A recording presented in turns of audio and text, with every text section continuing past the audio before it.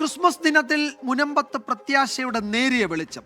താമസക്കാരിൽ നിന്ന് ഭൂനികുതി വാങ്ങാമെന്ന് സർക്കാർ. ഇക്കാര്യം ചൂണ്ടിക്കാട്ടി ഹൈക്കോടതിയിൽ സത്യവാങ്മൂലം സമർപ്പിക്കും. എന്നാൽ പ്രശ്നത്തിന് ശാശ്വത പരിഹാരമാണ് വേണ്ടതെന്ന് മുനമ്പം സമരസമിതി വ്യക്തമാക്കി. സർക്കാരിൻ്റെത് കാപട്യമെന്ന് പ്രതിപക്ഷവും വിമർശിച്ചു. ക്രിസ്മസ് ദിവസവും 200-ലധികം ആളുകൾ സമരപ്പന്തലിൽ നിരാഹാരം അനുഷ്ഠിക്കുകയാണ്. സമരം 74-ാം ദിവസത്തിലേക്ക് കടക്കുന്ന ഘട്ടത്തിലാണ് കരമടക്കാനുള്ള അനുമതി നൽകാം എന്ന് സർക്കാർ സത്യവാങ്മൂലത്തിലൂടെ അറിയിക്കാൻ ഉദ്ദേശിക്കുന്നത്. പക്ഷേ അതുകൊണ്ട് മാത്രം പ്രശ്നപരിഹാരമാകില്ലെന്നാണ് സമരസമിതി പറയുന്നത്.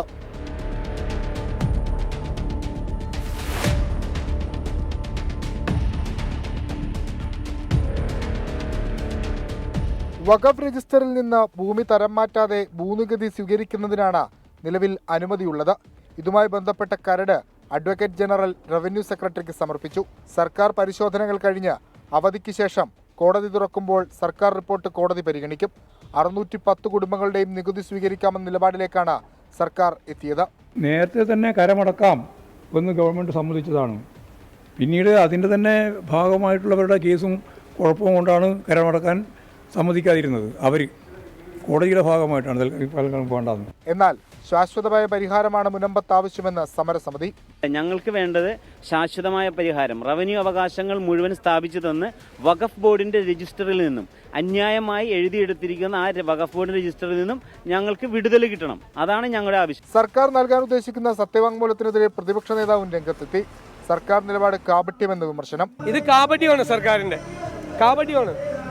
ഇതുവരെ കൊടുത്തില്ല. ഇത്രയും നാളായിട്ട് ഇവരെ സമരം 74-ാമത്തെ ദിവസം. ഇതുവരെ ഗവൺമെന്റ് അഫിഡവിറ്റ് കൊടുത്തിട്ടില്ല. കൊടുക്കാൻ പോകുന്നേ ഉള്ളൂ. 1.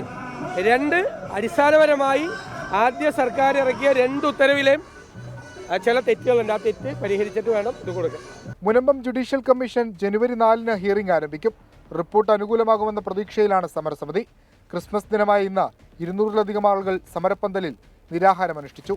നാളെ മുതൽ കുടിയിറക്കൽ ഭീഷണി നേരിടുന്ന കുടുംബങ്ങളിലെ ഒരാൾ വീതം നിരാഹാരമിരിക്കും. പണം കൊടുത്തു വാങ്ങിയ ഭൂമിയുടെ എല്ലാ അവകാശങ്ങളും വേണമെന്നാണ് മുനമ്പം നിവാസികളുടെ ആവശ്യം. വരുന്ന ജുഡീഷ്യൽ കമ്മീഷനിലാണ് അവരുടെ പ്രതീക്ഷ. മുനമ്പത്ത് നിന്ന് സന്തോഷ് ശേഖർക്കൊപ്പം വിഷ്ണു സുരേഷ്, 24. പൊതുജനം കഴുതയല്ല സാർ.